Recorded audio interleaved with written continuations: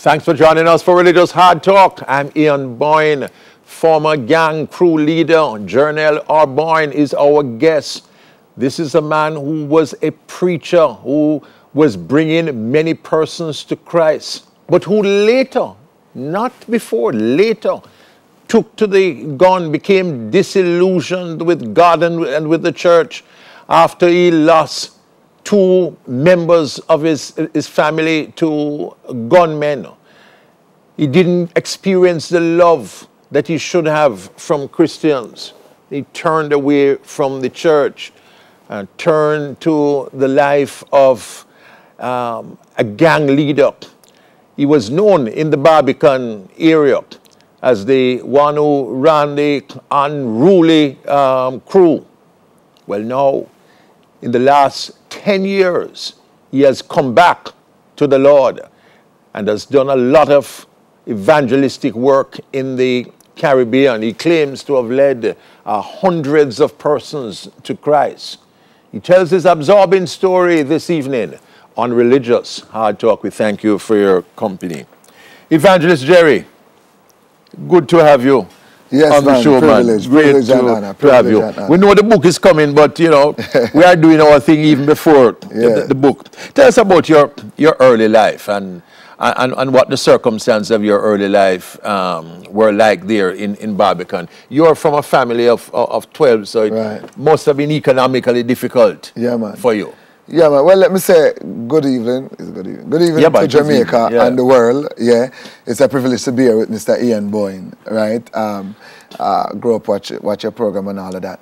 My early lifehood, it wasn't a bed of roses like many persons. I mean, many persons born with gold spoon per se in their mouth and all of that. But no, I was the second to last child of 12. It's at the levels. Mr. Ronald and Leonard R. Boyne, right up there at Barbican Road, side of New Day School, is my parents, right? Being the second to last child, it wasn't easy, right? Grew up rough, right?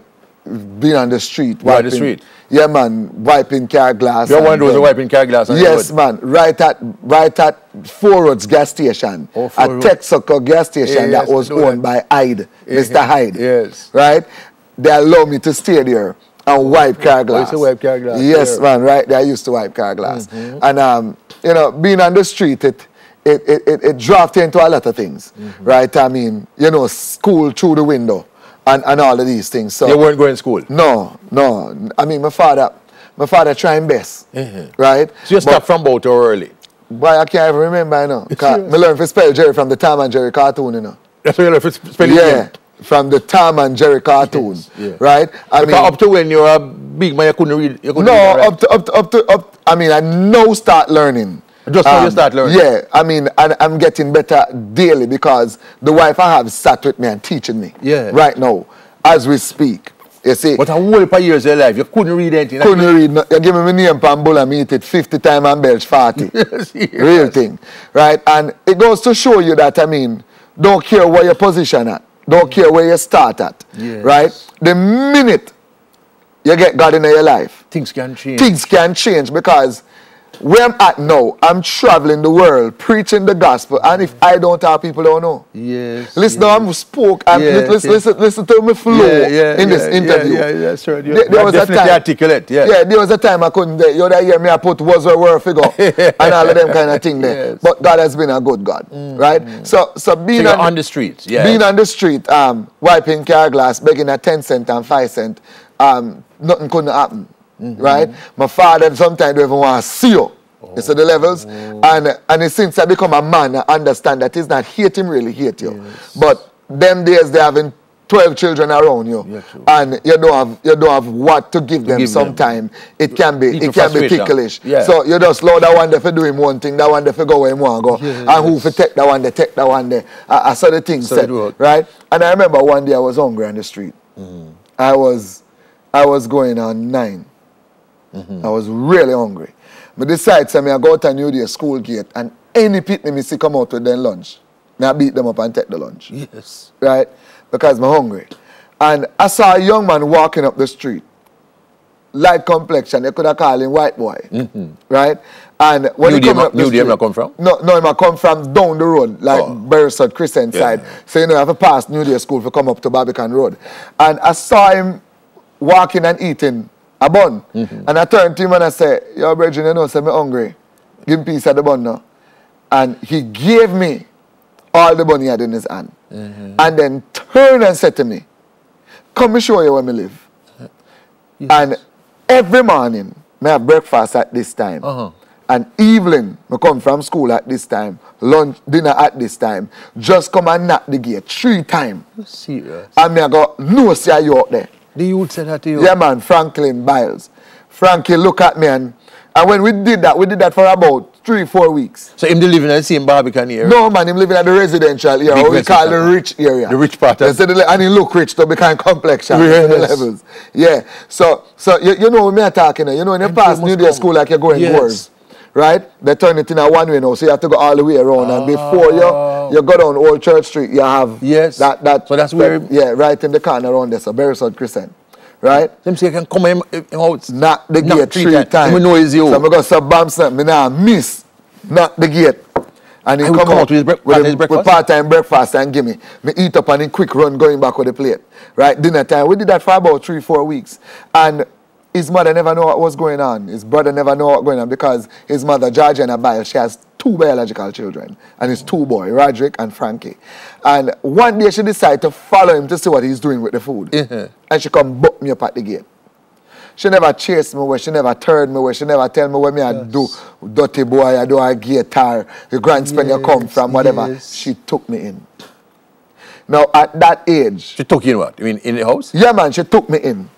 She became mommy from that day. She took you in her... She don't treat Roderick and Frankie different from me. In fact, Roderick and Frankie had a lot of rich friends. And when they invite them to party, if me now go, they now go. You see the levels, and their friend can't come at the yard and try to disrespect me or talk down to me, right? Took in a little boy from Grantsby. Literally took me in, right? It reached a stage where you're not too used to the dress table type of dinner thing. So the first time they put me there, so for sit down, them a waste time. When me and them say, let's pray. They say the levels, pray, my belly attack, snake a bite me in my belly. I mean, say food, I don't see. Never even know, say, me could have ever sick before. Yes. So while them a pray, me don't eat. When they say amen, my plate clean. You see the levels? My plate clean. And that lady went to Florida. And you know, some people would have got states and come back with what left. Yes. For you. No. She came back and brother, it was brand new brand stuff.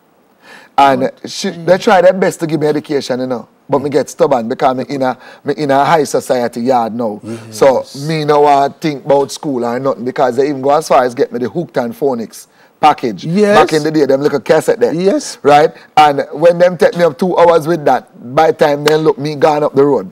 So the levels, they get me into Hope Temple Jamal School. Yes. Half a tree, right? Down by Hope Road, down there, so. Right? And when they got me into that school, Roderick and Frankie going to school, come home working and giving me allowance.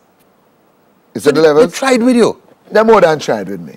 Right? I would be ungrateful to, especially Roderick. Roderick was like a law enforcement officer. Roderick, you have to do it right. Right? And you can't look like you want to do nothing off the market with Roderick. Roderick is that straight man the way. We're going to tell you straight, so you need to learn to do this and do it proper. Right? But to fast forward, I remember one day, go on. They asked me to set the ABC at the same Jamal school.